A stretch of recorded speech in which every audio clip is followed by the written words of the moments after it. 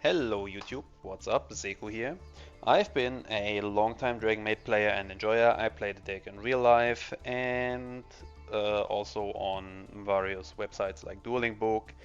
And I thought I would also play the deck in Master Duel, since this is maybe going to be the platform on that I will be competing competitively.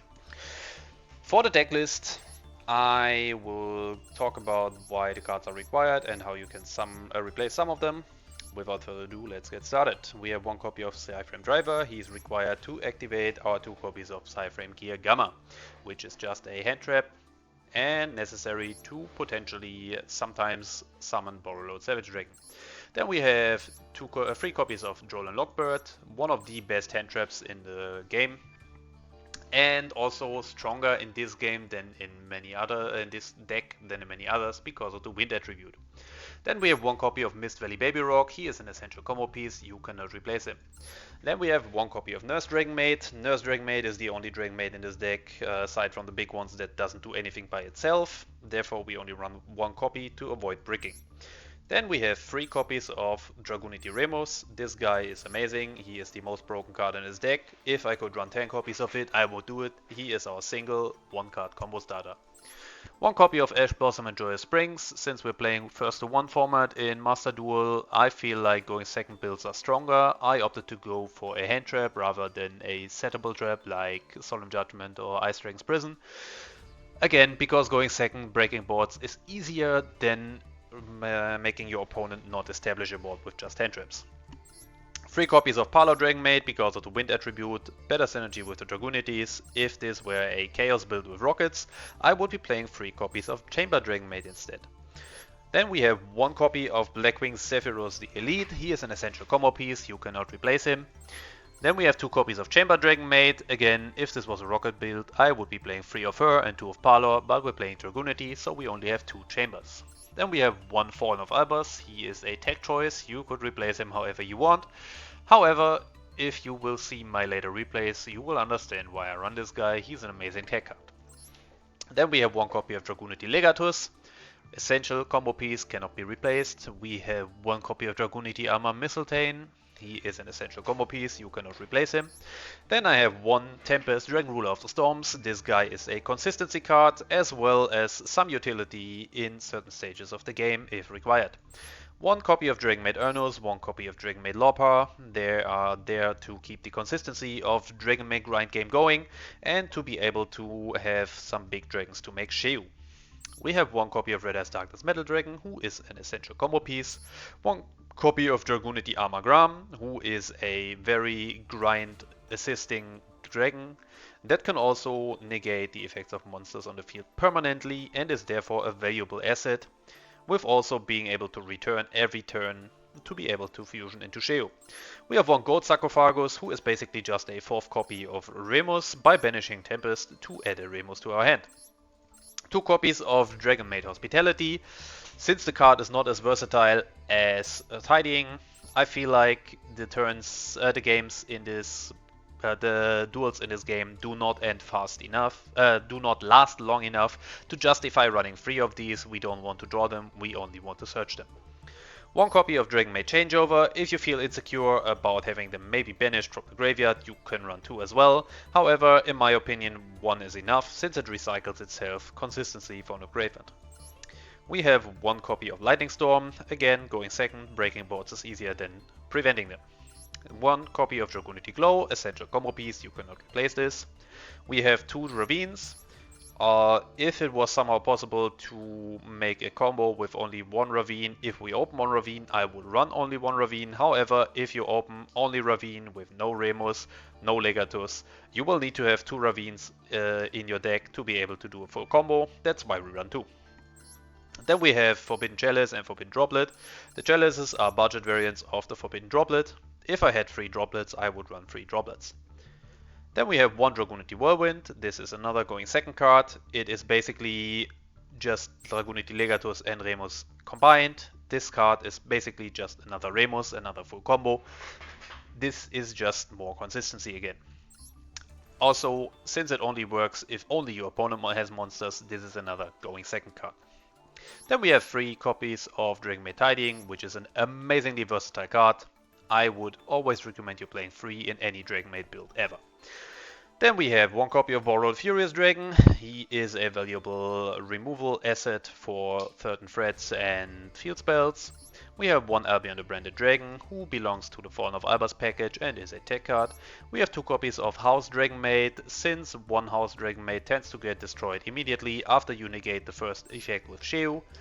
And therefore, since you need another House Dragonmaid in the extra deck to be able to negate something with yugioh, I run 2 of these. Then, of course, we have 1 Dragonmaid yugioh, who is the Dragonmaid boss monster and keeps the Dragonmaids alive, the much needed support they got very late. Then we have 1 Dragunity Dragonmaids. He is an essential combo piece, you cannot replace him. We have Crystal Wing Synchro Dragon. He is basically an essential combo piece and you should not replace him. If you were to replace him, you could replace him with Borrowed Savage Dragon,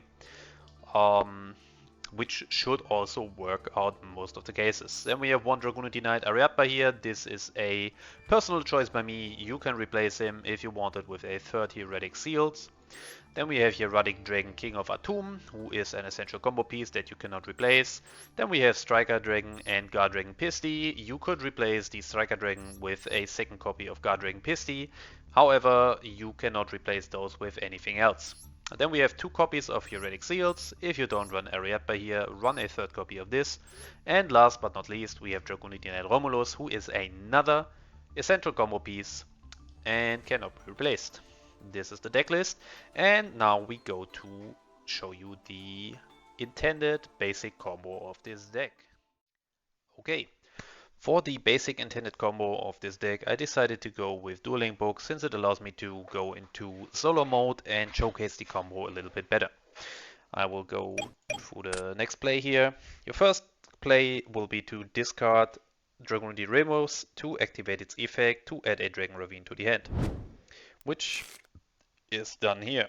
Then we will activate Dragon Ravine, discard any card in our hand that we don't need to combo with, and add Dragunity Legatus to the hand. Next, since we have Dragon Ravine on the field, we can special summon Dragunity Legatus using its own effect to our side of the field. Then we have a Dragunity monster on the field, which will allow us to special summon Dragunity Dragonmaids from the graveyard. Using both of these, we will perform a synchro summon, making Dragunity Dragonmaids.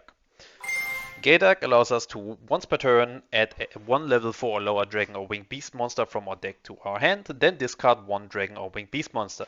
Essential to this combo is that Dragunity Dragonmaids says once per turn, instead of, like for example, Ghostbell or Haunted Mansion, you can only use this effect of Ghostbell or Haunted Mansion once per turn.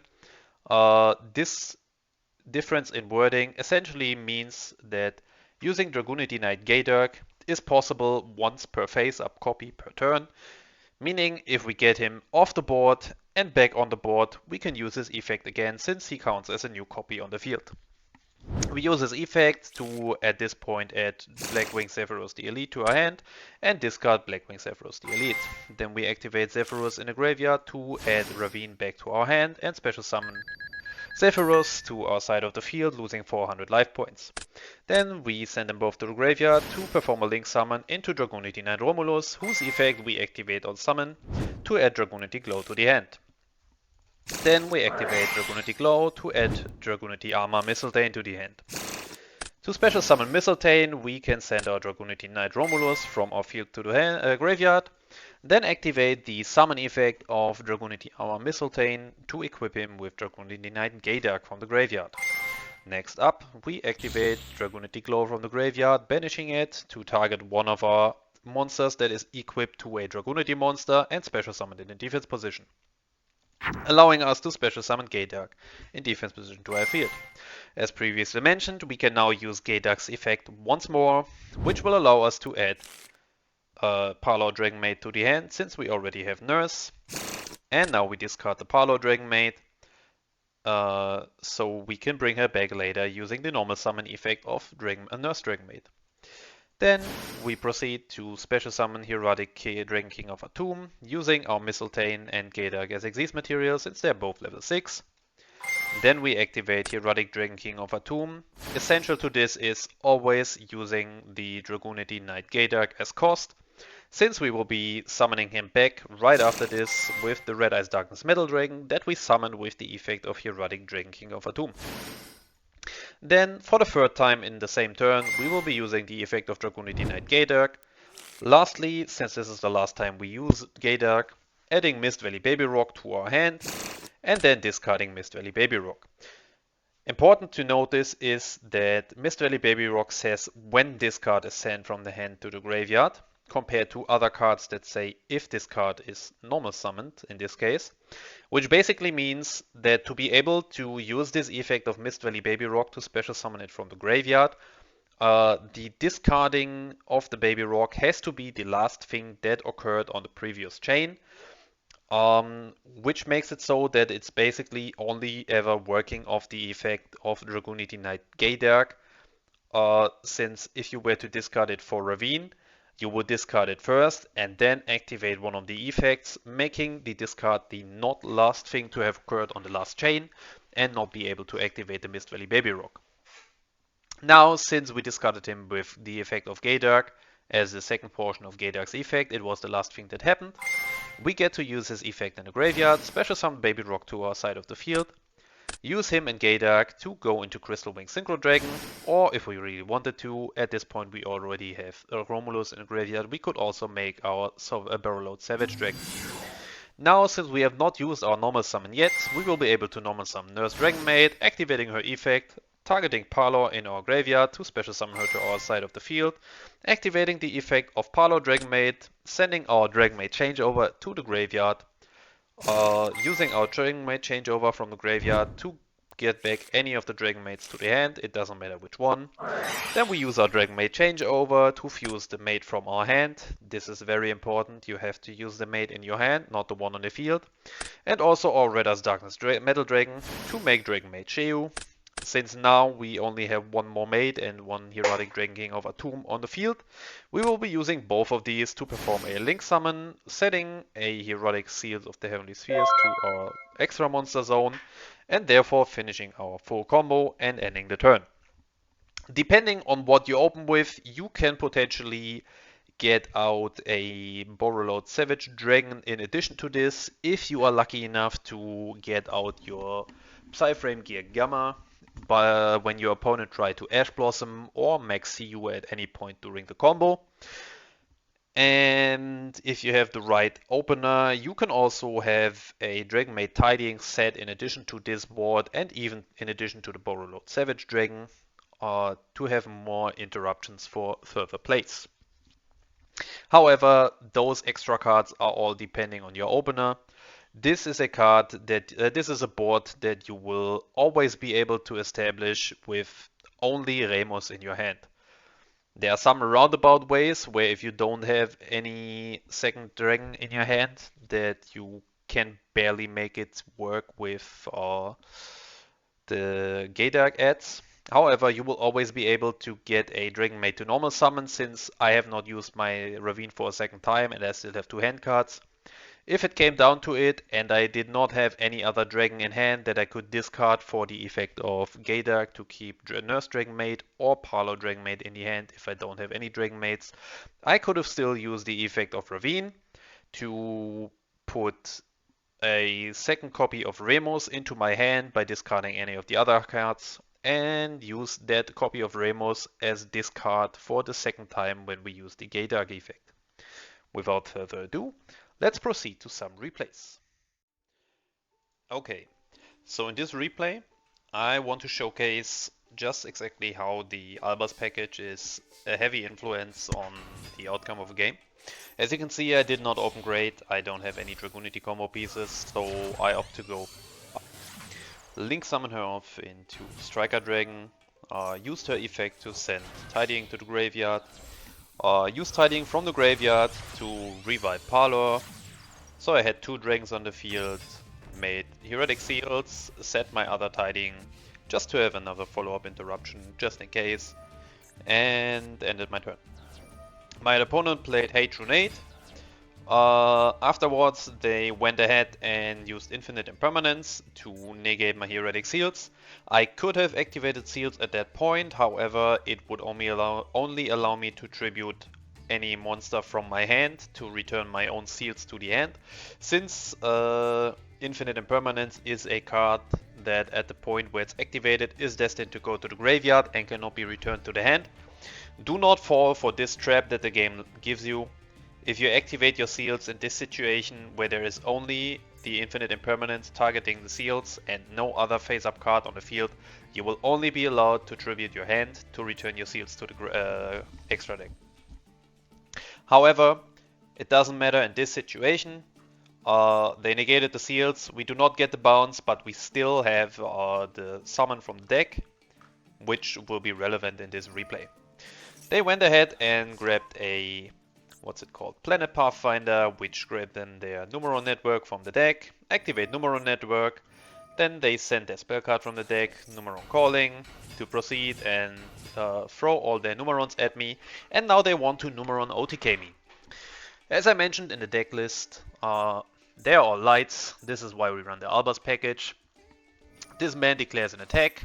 I proceed to tribute my seals for the effect. Naturally, since its effects on the field are negated by Infinite Impermanence, I will not be able to bounce anything back to the hand. However, we tributed seals and get to summon a monster from the deck now. We summon Fallen of Albaz.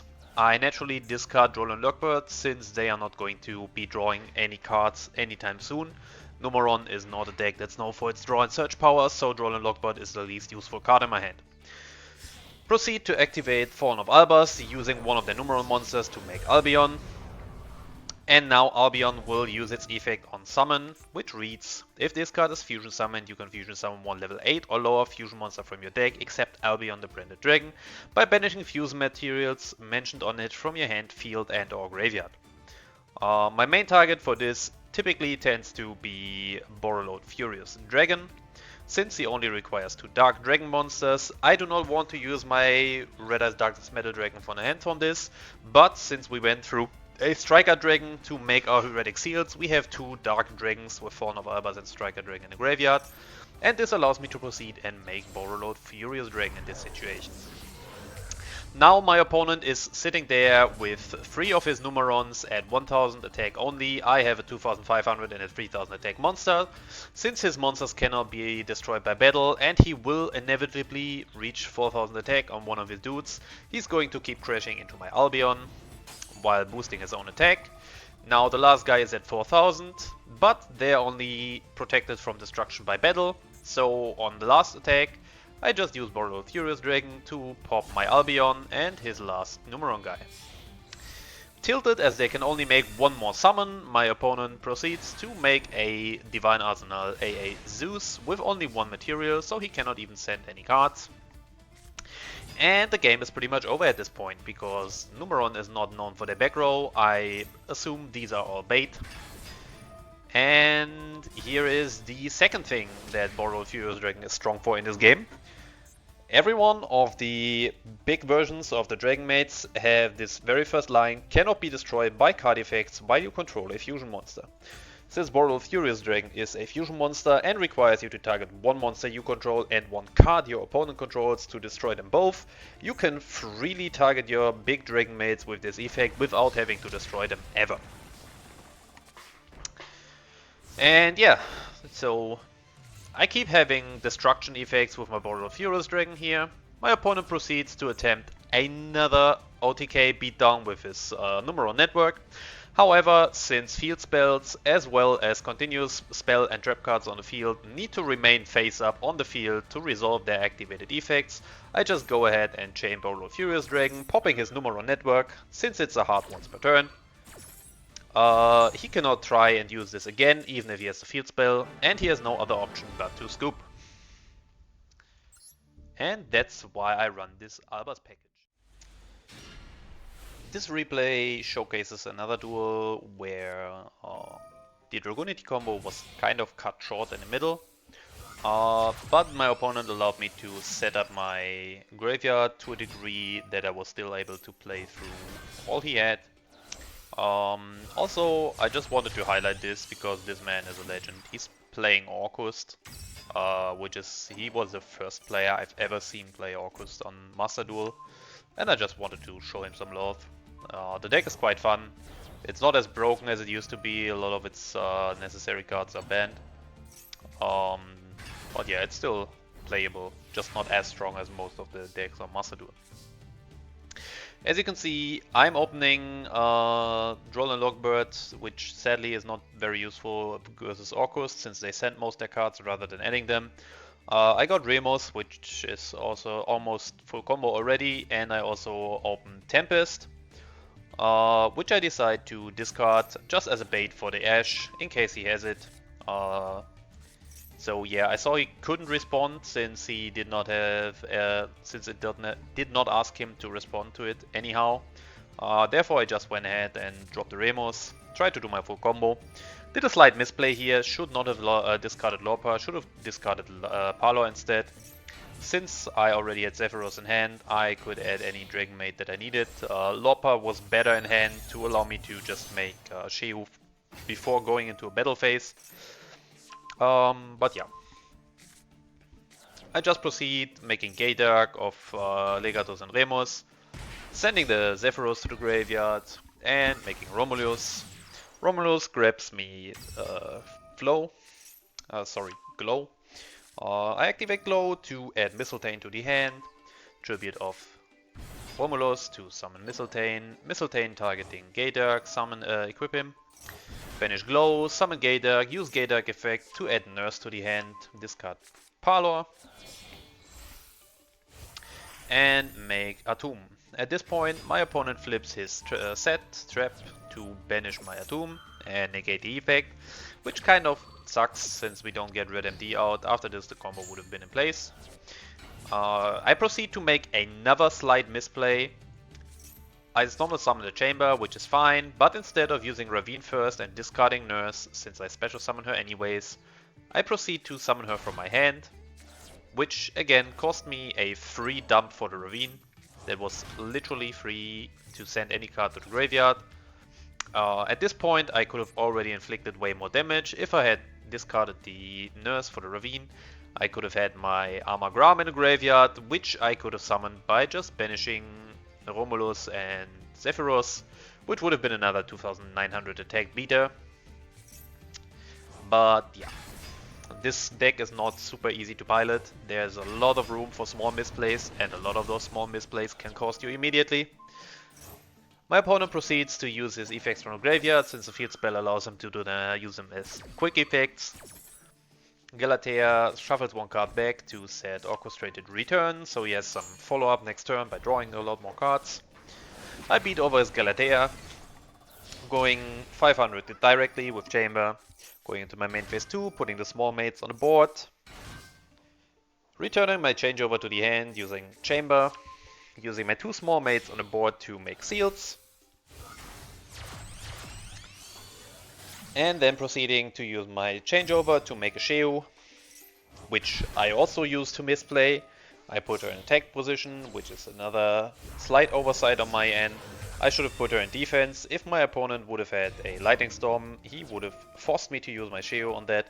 Therefore, always remember, put your yugioh in defense position if you do not attack with her in the same turn. I proceed to set my Forbidden Droplets face down, since it will help me negating any monster effects. A good thing with yugioh and Nurse in the graveyard is that it puts 2 small monsters that do not much by themselves on the board and allows you to have 2 materials that you can use for easy negation fodder on the droplet. My opponent decides to use his Orcus Nightmare, banish it from the graveyard, targeting my Heretic Seals to send any Orcus monster to the graveyard. Since I don't know what his hand is, but I know that he has a lot of monsters already banished and currently no way of properly recycling them, I decide to use my yugioh here to negate the Nightmare, so he does not get any of his Orcus monsters in the graveyard and cannot proceed to play. He has a Raigeki, so my misplay on the yugioh positioning placement was not too great of a deal, since Raigeki would have killed her in defense position anyways. Since I have no way of reviving or recycling the House Dragonmaid if she ever gets destroyed, as she was not properly fusion summoned, I decide, since all of my monsters are going to die anyways, I use my Heretic Seals to send my own House Dragonmaid to the extra deck to save some resources. Then, since I tributed my seals, I get to summon my Chamber Dragonmaid, which will add me another Tidying. My opponent sets 2 cards face down and proceeds to end his turn. He had no more plays. I draw into Dragunity Whirlwind. Whirlwind at this point, sadly the worst card in my deck, since I already played my combo and do not even have any targets left to use for it anymore. Luckily we have Ravine on the field, so it's still a discard and lets me send any card to the graveyard. I go ahead and attempt to send my Whirlwind. My opponent has an Ash Blossom. It doesn't matter at this point. I was just trying to send something to the graveyard. My graveyard is all set up. I have no more monsters in the deck that I don't already have in the graveyard.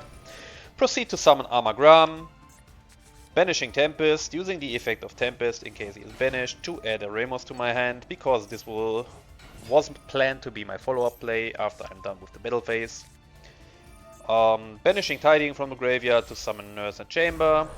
Recycling my changeover and making another Yugioh just in case this is a Mirror Force or something, so I maybe don't get utterly destroyed by it.